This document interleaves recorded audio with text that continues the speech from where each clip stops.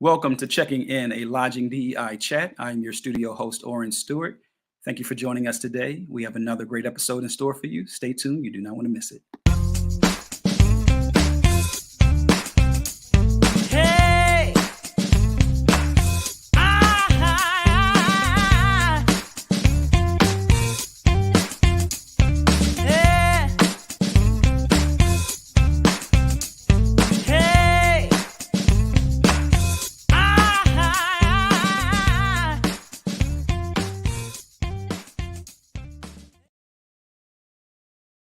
Again, thank you for joining us here at Checking In.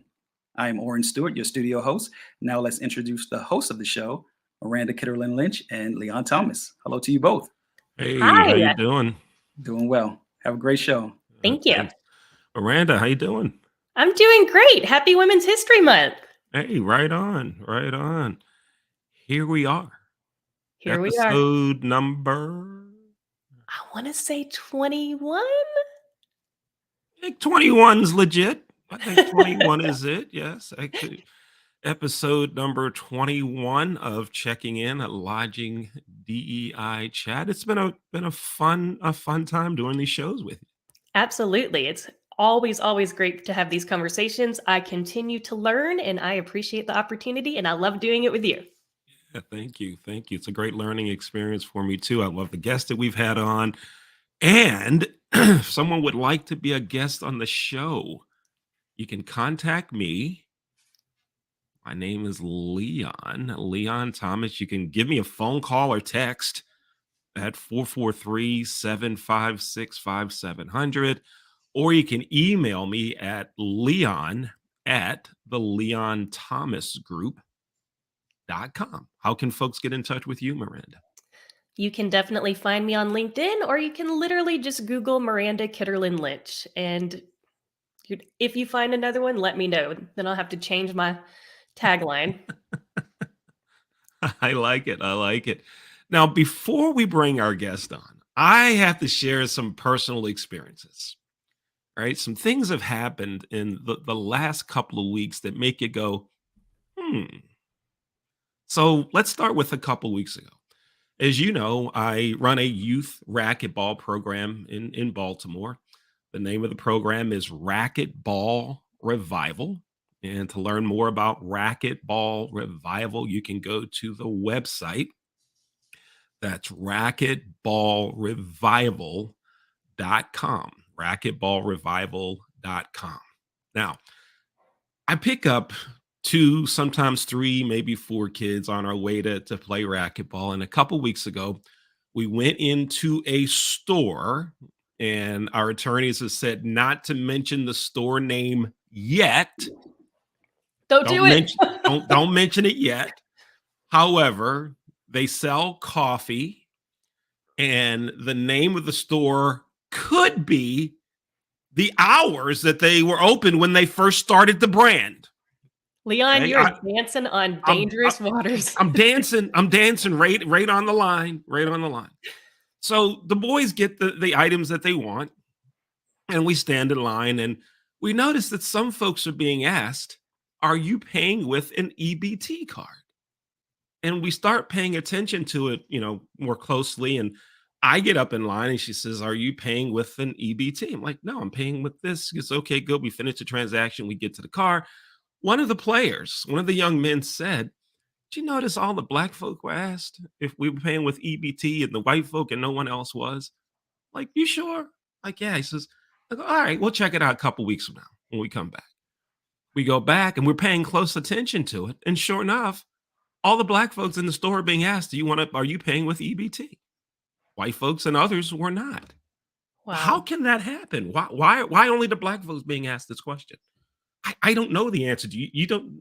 I think we both know the answer, and it's called systematic racism in the history of the United States. And it sucks and it's insane because it's 2023. Yeah. Yeah. So just one example, right?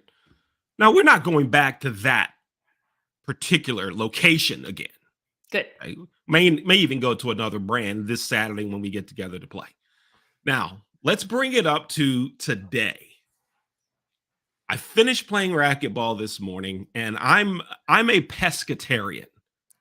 Right now, I'm still Baptist, but I'm a pescatarian. Right, I'm eating only fish, no meat, and so there's a restaurant chain that Don't do it. that they sell a burger that you would think it can't be done. All right. You see, if y'all can tie this in together, you'll kind of understand what I'm talking about, right? I go to the drive-through, but the sign says the drive-through's closed, please come in. So I walk in and she says, I'm sorry, we can't serve you, sir. Like, why? Says, you're wearing a hoodie. We don't serve folks wearing hoodies. And I kind of look and she says, well, let me clarify. We don't serve folks wearing hoodies during school hours. Like, this is not Velcroed on. I am not a student. Sorry, sir. I'm wearing I couldn't eat. You do have a youthful glow about you. Oh, thank you. But that is, I can't even call that racism. That just is ignorance, in my opinion. Yeah. I mean, why not let the guideline be if you're a student, we can't serve you, or if you look to be under 18 or whatever. But so I walked out there too. So if you hear my stomach growling during the show, is because I haven't eaten yet because I wore a hoodie. So I figured I'd keep the hoodie on for today's show just because. All hoodies are welcome here. Yeah, thank you. I appreciate it. Hoodies are welcome here on Checking In, a Lodging DEI chat.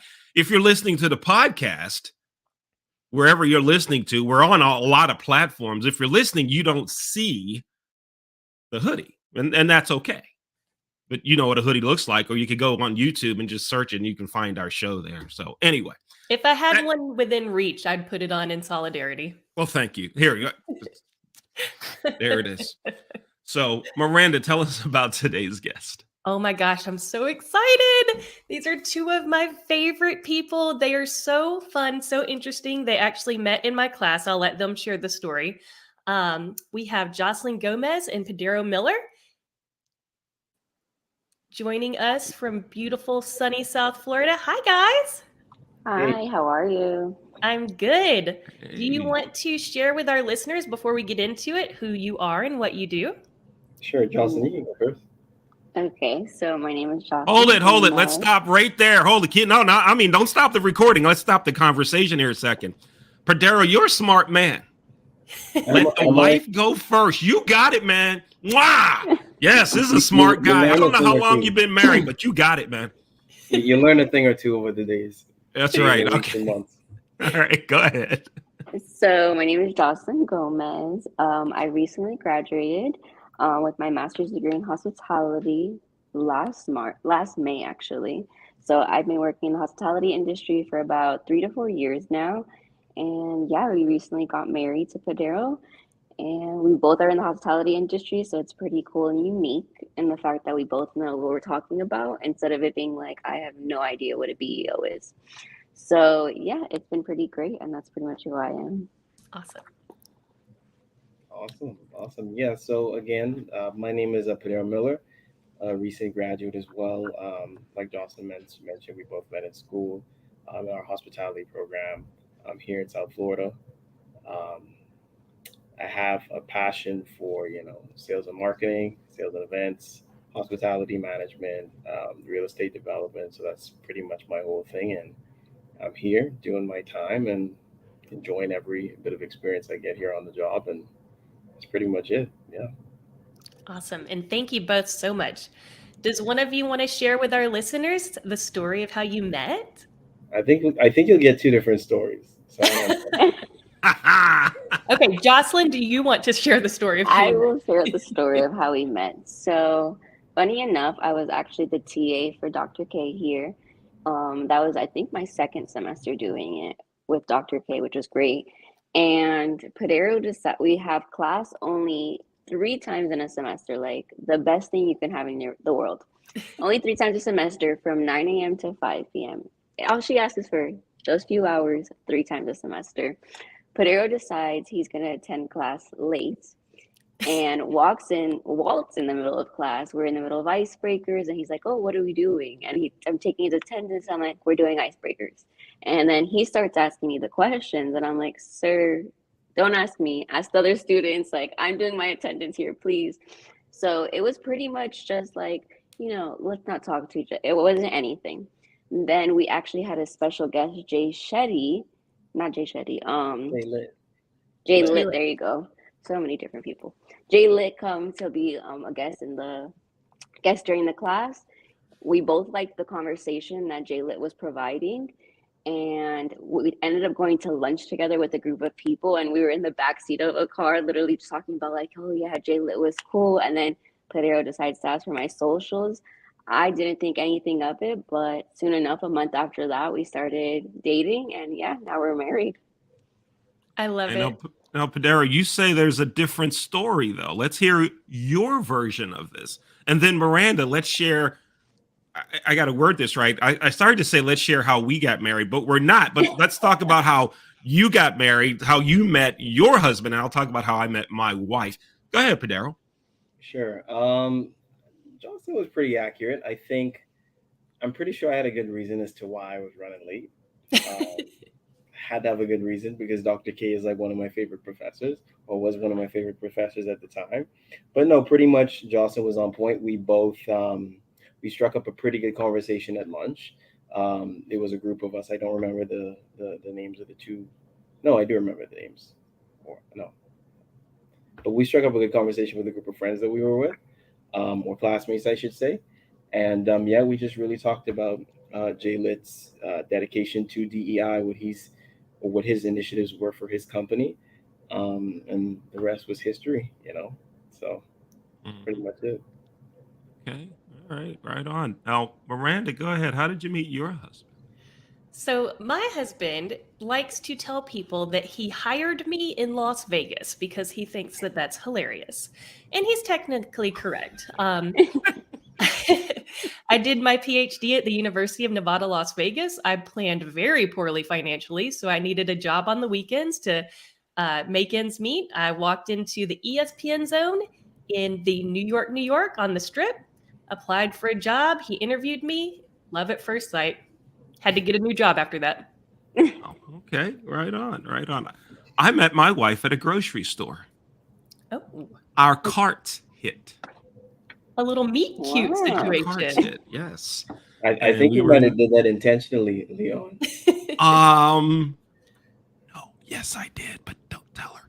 But yes. So and then I was in line behind her in the checkout lane, checking out what she had. And these were the days of the paper bag days. And as she was carrying her groceries out, I said, "Do you shop here often?" I didn't offer to carry the bags, by the way. I said, "Do you shop here often?" She said, "Yes." I said, "How about give me your phone number?" See, this was in the days of phone numbers, not socials like you guys did.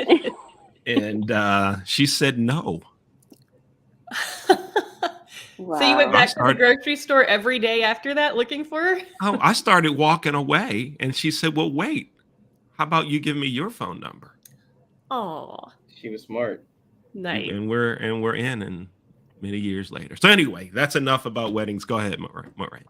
I love it. So I wanted to have you guys both on, not just to talk about diversity, equity, and inclusion, but because you are both pretty early in your hospitality careers. And I'm just wondering,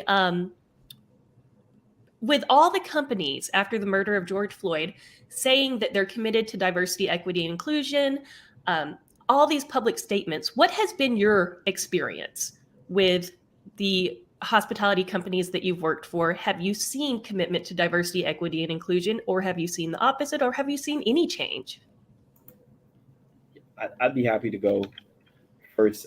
Definitely during my time here with Hyatt, because I previously worked, like my first hotel job was with Hyatt. I was at a Grand Hyatt in the Bahamas. I started in about, I think it was maybe 2014 or 2015 or so. I was just in the purchasing and receiving department. At that time, I was not that aware of how the complexities of the changes that are happening in the United States, because at the time I was in the Bahamas. Um, but I do know that from a very early start, Hyatt had numerous initiatives, whether it was LGBTQA, Hyatt Latinos, Hyatt Black. They had various different programs that were centered around uplifting and making sure that the employees of marginalized groups were not only recognized, but assisted and supported in any way. So from a very, very early start, I saw that Hyatt had certain initiatives in place for that. Um, Currently, they have other social groups where you're able to meet outside of work to talk about different, um, issues you might not necessarily have at work, but just in the community, different service programs and whatnot. So from the lens that I have and what I can see, I think they're doing a pretty good job, and I know that there's more to come. There's various conferences. Our My current leadership, they're very, very conscious of that, and they always try to make sure that everyone feels welcome, secured, um, appreciated, seen, recognized. So, in this short, because I still feel like it's a pretty short time I've been in the industry. From the short time that I've been here, with Hyatt specifically, I've seen it, and I'm very, very thankful to be a part of a company that recognizes me, um, and really making an effort. I don't think that it's just let's check off this box because we're doing this right to get more people to come. It's a genuine feel, and I'm proud to be where I'm at, and I can't wait to see how far it's going to go with the initiatives that they have in place. It's a whole list. I wish I could tell you the whole list, um, but based on what I've seen, I'm pretty impressed. I'm so glad to hear that. And I've talked to other people that work for Hyatt, and they've expressed similar attitudes. Joslynn, how about you? So for me, I want to say from my experience, I feel like I work for more of a smaller management group, more Turnberry. So I don't feel, and the properties that I'm at, they're pretty more small based compared to like in Miami Beach. I'm more in Aventura. I don't feel like there's been a big difference per se. I will say we do have diversity within the hotels, which is great. There's a lot of females who work in the hotels, which is really, really nice. Um, so I do see the diversity in that way, but I don't think they necessarily focus on it in the aspect of where like you could tell like, oh, they're doing this on purpose, this type of initiative. But I do see that they like to do a lot of like team bonding so that different groups of the hotel, whether it's from like front desk, housekeeping, sales department, they get together in certain ways, like through different experiences. Like this morning they had like an employee appreciation breakfast where they gave everyone breakfast. They had music going on, games, raffles. So they do a lot of activities where they want people to kind of come together, but there's not necessarily, I would say, an initiative where they're specifically focusing on it, but they do a lot of activities. And then on top of that, I feel like they prioritize a lot on the mental health things right now, which has been great. Like they have more of a mental health initiatives for anybody who needs it, and they're kind of constantly like showing that like we do appreciate you, we want you to be safe, we want you to be healthy, and we know that like you need mental health days, you need days. They've done days where they like I have masseuse here where everybody like gets to go take a massage in the random part of your day. So I would say they're more so on that end. Okay. I mean, I love that mental health is getting the awareness that it traditionally has not. I know the extent of my industry experience with mental health was go take a smoke break. So I'm glad to hear that it's getting better. Leon? Yeah, but my mental health experience in the industry was also go take a smoke break, and whatever happens away from work, don't bring it in here. Right? Mhm. That was it. Right? Mhm. Joslynn and Padero, can you tell us what led you to want to have careers in hospitality? Joslynn, you go first. Why hospitality? Why lodging? So for me, hospitality, honestly, at first I thought I wanted to do business. I was like, and then I was like, let me do accounting. But for me, hospitality was definitely the thing for me. I'm a very big people person. I love to have conversations. I can't be like sat behind a desk, like on a computer all day, like in a box. That just was never me. So I knew hospitality was the way when I kind of started assisting my aunt with wedding planning. and I really enjoyed doing like the wedding planning industry. And I was like, okay, so what can I combine wedding planning that could be my full-time lifestyle? And I was introduced to hospitality, like we have degrees in this, and I really realized that like I like that people interaction every day. I like the fact that I get to assist people, I get to like have conversations with people. I like the fact that like no matter what, you can go anywhere with it, and it's not just sectored to one specific area. If I'm like, tomorrow we're gonna go move to Europe, we're moving to Europe, and we're gonna find a job there. So honestly, that's the main reason why I chose hospitality. And Padero, did you know you were moving to Europe? Did you know that conversation was going to come up? Surprise! So we brought that right here through checking in a lodging DEI chat. We know how you guys met each other, and now we know your next move is to Europe. But don't address that right now. What led you to hospitality, Padero? Why this industry? How do I not address that? I feel like I learn something new every day. What we have planned for next week or week after next. But no, on a serious note, for me, it was pretty easy. Living in the Bahamas and growing up there all my life, I knew that the three major industries was either banking, hospitality, or the medical field. And I knew that I was always interested in just taking care of people, genuinely a people's person. I don't have as nice of a smile as Jocelyn does, and I might not be as friendly as her because she's very, very warm and inviting. But I do know that I do have genuinely got a true love for people. So growing up around that in hotels and seeing tourists and understanding the way it works, it was a no brainer for me. I knew hospitality was the route I wanted to be on. I also had the opportunity to be a part of Junior Achievement. I'm not sure if you all are familiar with that. I think it's similar to DECA. So it was a pretty nice opening to understanding how business works, how company structures are, and pretty much how to be a like a quote unquote businessman or business person. So I think a combination of those two things is what led me to stay on this track. Both Jocelyn and I are pretty creative, and I think we have a pretty good taste of we have good taste, I'd say that, in terms of marketing. So I knew definitely sticking in sales and marketing and events was the route I wanted to go on as it relates to the hospitality industry. So it was a no brainer, and kept going with it and not looking back. So yeah. Awesome. Now, you both mentioned that your organizations have been diverse. Would you say that that diversity is line level or all the way to the top? When you look at senior leaders in your organizations, what do you see? Most definitely. I think it could be different based on your geographic location.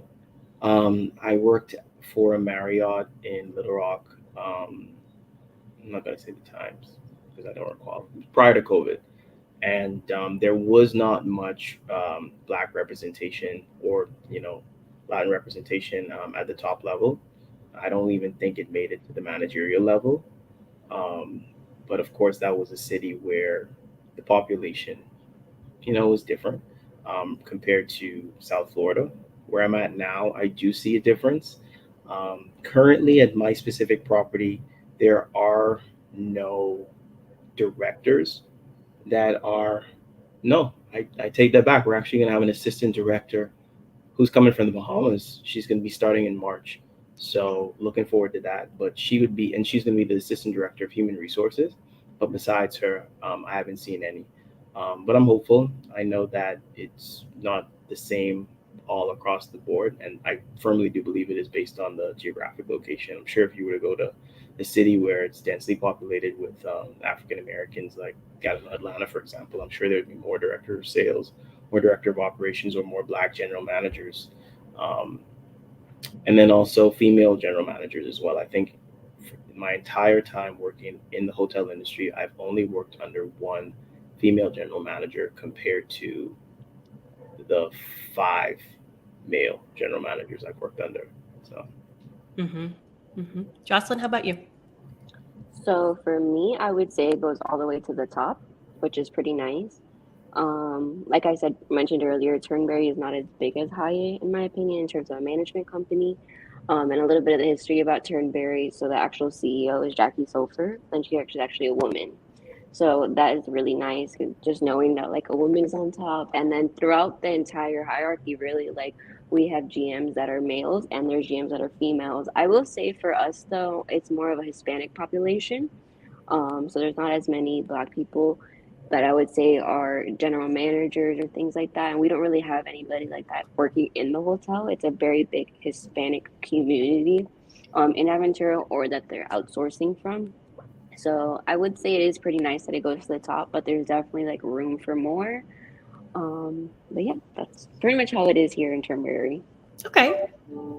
Leon, did you? Oh, go ahead. Okay. So happy Women's History Month, by the way, Joslynn. I guess the bummer about that, though, is so it's good that you guys have a lot of women in management positions, but the bummer is they're probably only making about 82% of what their male counterparts are making. So I look forward to continuing to work to change that. Yes, absolutely. What would you say has been the biggest assistance that you guys have received as you begin your careers, as you're this early in your careers? What have people done to help you or champion you? Sure. Well, Jocelyn, you can go. I know I spoke first. Yeah, I'll go. So I would say like the biggest thing was honestly doing like having the degree in it for school, was taking an internship and people taking me seriously, although it was an internship. It gave me already like the pep start to be like, okay, I already am familiar with the industry, and it's not like you come out with a master's degree and have no idea what you're doing starting at the bottom. Because you don't want like a whole master's degree thinking you're gonna come out and be like, I'm gonna be this baller all of a sudden. Like, no, let's come back down to earth. You're gonna have a first entry job. But with the degree and the pathway we did, it was really great doing an internship, because it was like while you're still in school, you're able to make your money, you're able to get your experience, and then when you come out, you're at a better kind of level. So I would think that was like the biggest help per se. And I feel like another thing also was just, I feel like my management team really taught me that like it's okay to ask questions. And I'm like a huge question person, that like if I'm in the middle of like dealing with a customer and I have a question, I'm allowed to ask, instead of it being like, well, just figure it out. It's more of a like, no, ask us a question. And they gave me the power to be like, to make a decision to say no or yes, and they trust my judgment. So I think that was like the biggest help. That's great. That's great. Padero, what would you say? Yeah, to piggyback off of what Jocelyn said, I think it's really just asking questions. I've been blessed to have directors that I've worked under who are extremely supportive, and I'm happy to call names. I think, director of finance I've worked under at the Grand Hyatt in the Bahamas, Paul Wilder, he's definitely opened up a whole lot of doors for me. He's trusted me with a lot of, he's trusted me a lot. And that's something I'm very appreciative of, simply because, being a kid starting out in the hotel industry, not knowing anything, and just providing that platform for me to just experience, um, I'm just really appreciative of him. I've worked under um, Sonata Goodner. She was a director of sales of mine at the Little Rock Marriott. Phenomenal woman. Never felt that there was a time where I couldn't ask her a question or I was afraid to mess up. Currently, I work under Steven Encinosa. He's my new director of sales at this time at the High Regency Miami. Awesome guy. So really just, I think the biggest thing is having that relationship with your leadership team, where you could come in and have, conversations, and it's not necessarily like why'd you do this wrong? It's always been an opportunity to learn. There's always been an opportunity to, hey, look out for this next time, or look out for that. There's never been a dumb question, and I think what matters most is how genuine it was. It was never like I'm pretending to be here for you, but when, things get bad, I'm throwing you under the bus. It's never been that situation for me. So I'm truly blessed to have leaders in my corner that have genuinely wanted the best for me. And I still keep in touch with a lot of them to this day, because it's not just a employee-employer relationship. It's friend to friend. So just really thankful for that. Awesome. And mentee, I should say. Gotcha. And I should note for our listeners, and Leon, you probably have already picked up that you two are superstars. So I'm sure that people are happy to champion and help you. Leon, go ahead. Thank you. One of the things that I experienced as I was growing up in the hospitality industry is that I worked for some managers who asked, "Why did you do that?" Right? Which meant you screwed up, right? But I worked for others who would ask, "Okay, why'd you do that?" Those managers that said it in a less harsh manner were those that wanted me to explain my thought process, where the other ones were ready to get on me about not doing something right, policy or something of that nature. And so I learned from those who said, "Well, why'd you do that?" Because they gave me an opportunity to share my thought process. And then they could talk to me about my decision making. Next time, consider this. Next time, consider that. Is there an alternative? What could we do differently? So as you continue to grow, you're going to be in those positions that you will be managing people and you will serve as a mentor. And just remember why versus, "Well, why'd you do that?" Kind of explaining what goes on. But let's step away from that for a second. Joslynn, let's go with you first, real quick. I'm going to ask you 3 questions about food. Number 1, do you like Okay. macaroni and cheese? Yes. Yes. What's your favorite food?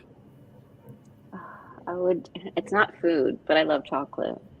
So I You don't love really have a chocolate. favorite food, but I love Okay, chocolate. you love chocolate. And have you ever had a Maryland crab cake? No, because I do not eat fish. Oh, okay. So That- I am That's not a a safe seafood answer. fan. that's a safe answer. Padero, how about you? Do You eat you mac and understand my cheese? struggle? Do you eat A mac guy and from the cheese? islands, Yeah, and I can't enjoy seafood. you can't. Well, if we're eating out, yes. If it's being cooked at home, I don't know. Are you saying your wife's not a good cook? Is that what you just said? No, I'm implying Jocelyn, that she's not going Jocelyn to doesn't eat fish, seafood. so he doesn't get to make fish at home. Oh, okay, He's okay. trying. It just has a really distinct smell that I'm not used to. And I'm Oh, like, I think we can go without the fish. oh, But there's plenty of other foods out there. plenty of other food. Stay away from the fish, my brother. Stay away from the fish. How about macaroni and cheese, Padero? Do you like that? That works. Yeah. And have you ever had a Maryland crab cake? I have not. We got to get you to Maryland. Joslynn, you can come too, and we'll figure out something for you to eat. So you can have a Maryland crab cake, and we'll get my wife to make some macaroni and cheese. Hey, You use the blue box, Miranda. who was asked to bring mac and cheese to Thanksgiving?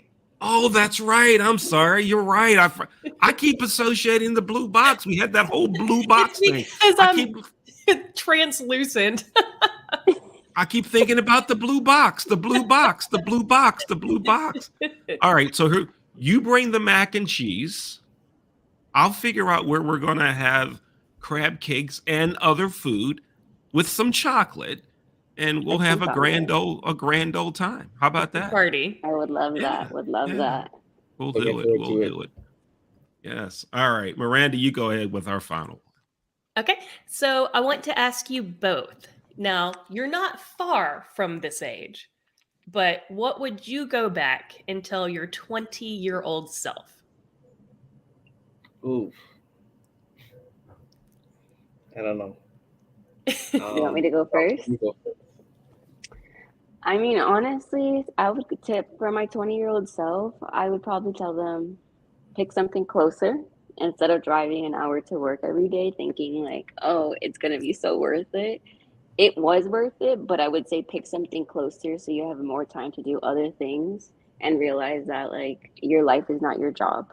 You have to have a good balance, and I kind of live by that now. I mean, 2 years later, but I live by that now of wanting to not have my life be my job. My job is my job, and then when I come home, no work talk. And like that's a big rule in our house now, where I'm like, no work talk. I don't want to know. It's okay. I'm like, unless it's something serious, then I would love to hear about it. But no work talk's a really big thing for me. Hmm. No work talk, and you both work in the same industry. Ooh, Yes. that's got to be hard. She means it. Before I say something related to work, I have to put that disclaimer out. Hey, listen, I'm about to talk to work about work. This is good. Yeah. So, Oh, but no, seriously, for me, I think it's funny you asked that question because I wish my 30-year-old self could talk to my 20-year-old self now. But I think at the time, right now, I would just tell myself, I would tell 20-year-old Padero to just pace yourself. You'll get there. You just really have to give it time, enjoy the journey, soak up the moments you have, and everything is in a race. Um, and things change, plans change. Be adaptable, pivot as best as you can, um, and at the end of the day, you'll be all right. That's solid advice. Enjoy the journey, pivot as you will with your move to Europe.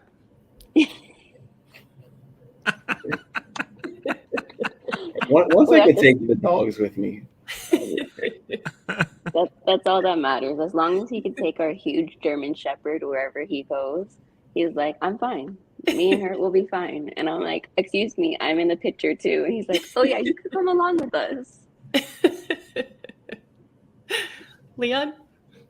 all right. Well, thank you so much for being with us today on Checking In, a Lodging DEI chat. We look forward. Miranda, I just came up with an idea.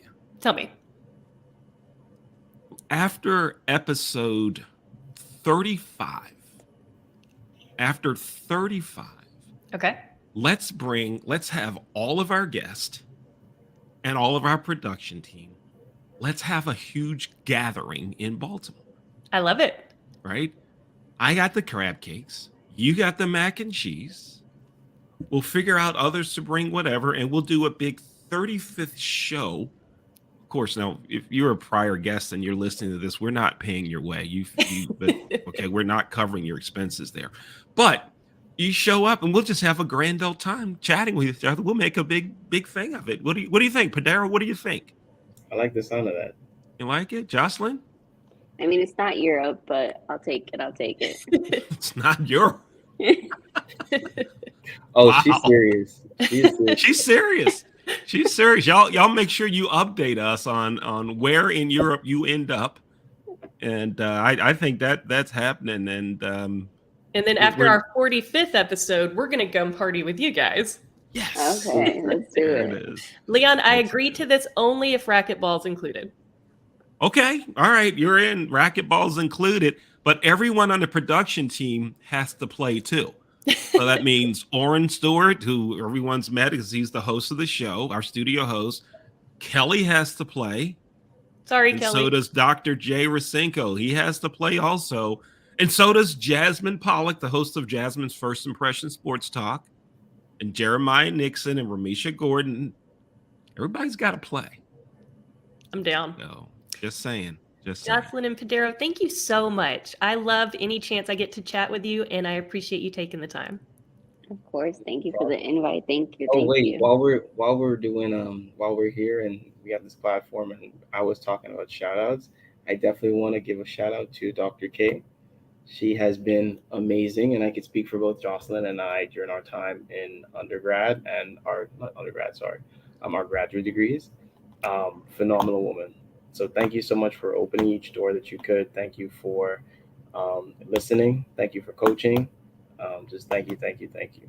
So It is always my pleasure. Anytime you need anything. In case you missed it, Leon, I'm Dr. K. You are Dr. K. I didn't want to comment about that because some folks call you Miranda, some use your full name, but then I heard Dr. K. So now can I call you Dr. K? also? Absolutely. All right, good. That's great, Padero. Thank you for those kind words about Dr. K. We've known each other for about 2 years, 3 years or so, and there's so many folks that I've come in contact with that have very similar statements and sentiments about you, Miranda. So yeah, you're doing some good things. Thank you. Thank you. Thank you, Padero and Joslynn. Thank you very much for being our guest today. no problem. Thank you. We appreciate it. Folks, you just watched another episode of Checking In, a Lodging DEI chat. I'm Leon Thomas with Miranda Kitterlin Lynch. now known as Dr. K. Dr. K. Miranda, so these are former students. Wow, you got to be proud, huh? I'm so proud. I'm so proud of so many of my students, if not all of them, but I'm especially proud of Padero and Joslynn. They're just little superstars. I can't wait to see what they do throughout their careers. Yeah, they're gonna be rocking. I can just tell. I get that feeling. Mhm. They're gonna be rocking. Yeah. Yeah. So thank you so much for inviting them to be guests on our Of course. show on episode 21. Woohoo! Checking in a lodging DEI chat.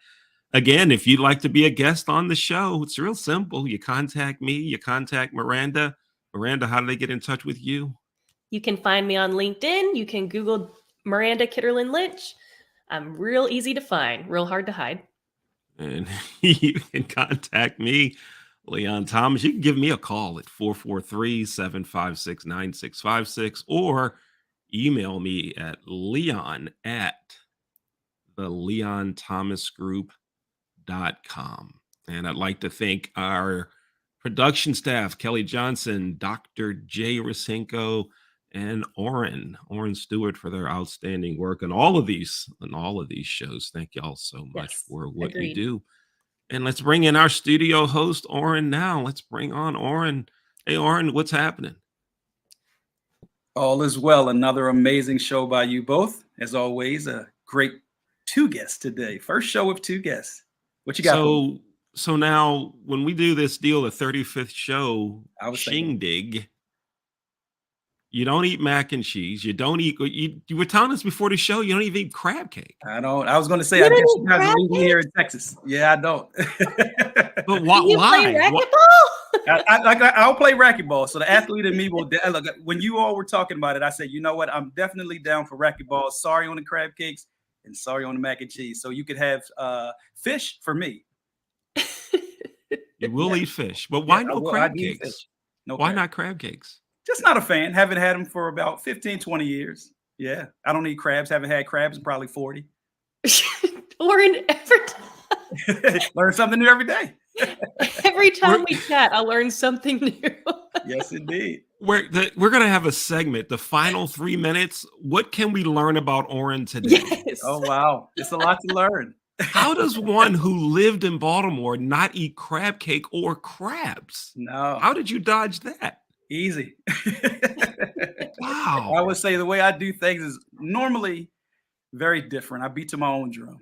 So, And we love that about you. Yes, that is me. That has always been me. Yes, indeed. But as always, we had another amazing, great episode here at Checking In, a Lodging DEI chat. I'm your studio host, Oren Stewart. Thank you all for joining us. Stay tuned for another great episode coming at you soon. Take care.